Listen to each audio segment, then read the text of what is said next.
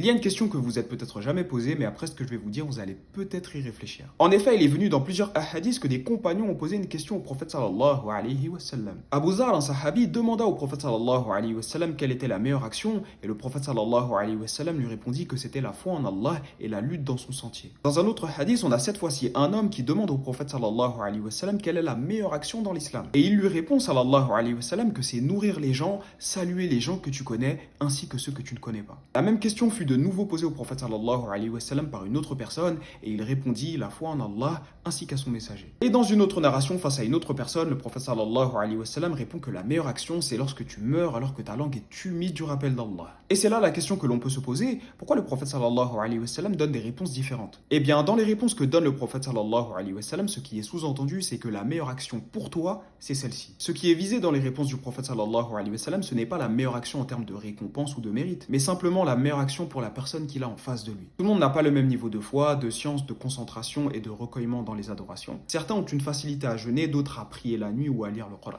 Et l'une des sagesses que l'on peut tirer de ces différents hadiths, c'est que l'on doit adopter sa manière de faire le rappel à la personne que l'on a en face de nous. C'est d'ailleurs l'une des conditions pour celui qui souhaite propager la science, connaître l'état des personnes à qui on fait le rappel. Cette vidéo est d'ailleurs un moyen pour chacun d'entre nous de faire une introspection vis-à-vis des adorations. Comme je le disais précédemment, nous avons tous des adorations avec lesquelles nous avons plus ou moins d'affinité. Et comme le croyant se doit d'être intelligent, réfléchissez aux adorations avec lesquelles vous avez une facilité et multipliez-les. Qu'Allah nous facilite la mise en pratique et la multiplication des adorations et assalamu alaikum.